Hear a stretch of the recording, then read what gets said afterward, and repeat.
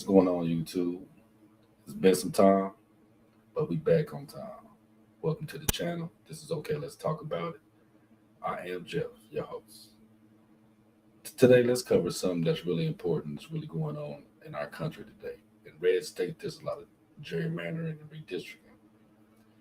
Last week, I heard something that motivated me. It was a speech about surgical disenfranchisement, the tools of white supremacy, and also a legacy that was paid in blood.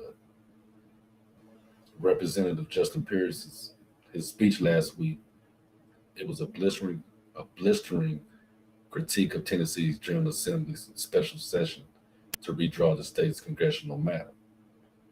Now, after following that GOP vote, it critically carved and chopped up Menphis, majority black ninth district, into three separate pieces. Now, in this speech, Pearson delivered what many are calling the most important and the most defiant speech of his career. Pay attention. Thank you for the question. As far as our founding fathers and those that owned slavery, it is important not to dilute history. We need to understand and know what that is so that we don't repeat those mistakes. But the Bible also says that we will be judged in the time of our culture. And at that time, it was a common practice. Not saying that's right or wrong. The Bible actually does instruct those who do own slaves on how to treat them and to treat them fairly and kindly. But our founding fathers definitely believe that all men were created equal, and it was those beliefs that moved us from the position of slavery to where we are today. So this particular legislation does not advocate to teach those things. I think we have many other pieces of civic education that likely does include that, but this intention for this legislation is for that to not necessarily be included. Representative Pearson. It is nearly unconscionable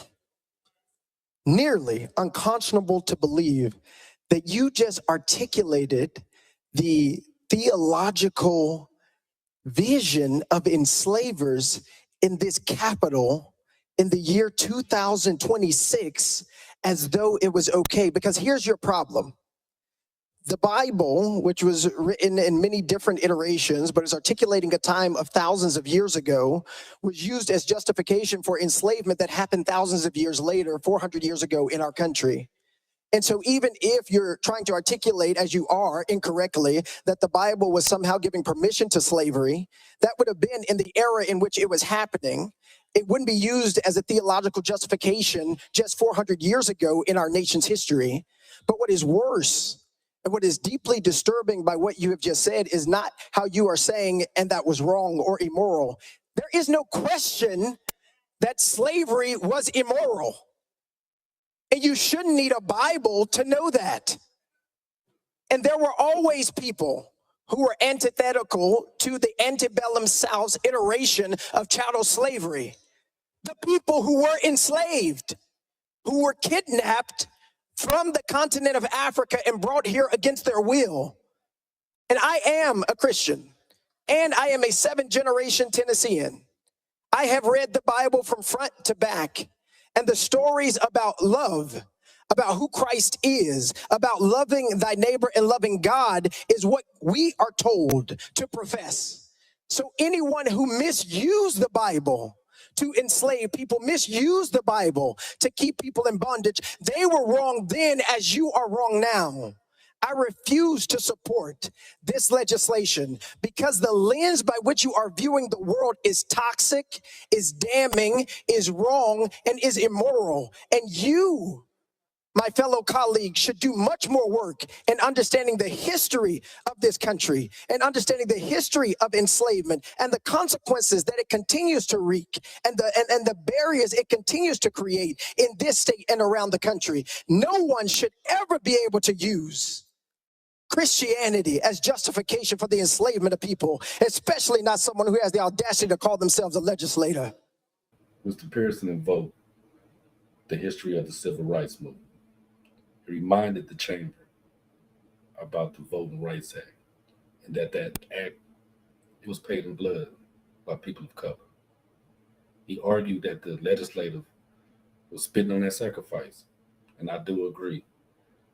They used recent Supreme rulings like Alexander versus South Carolina as a permission to gerrymander their grandchildren.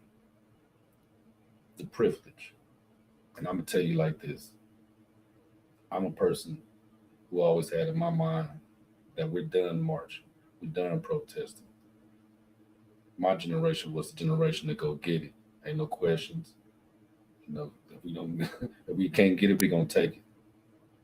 But this is respectable in the times, and actually what we're dealing with as a people of color, but as people in general, we're up against something that is life changing for everyone. But that's enough for that. We're going to that some other time. Stay informed, stay aware, and always please be safe. We'll talk soon in a minute.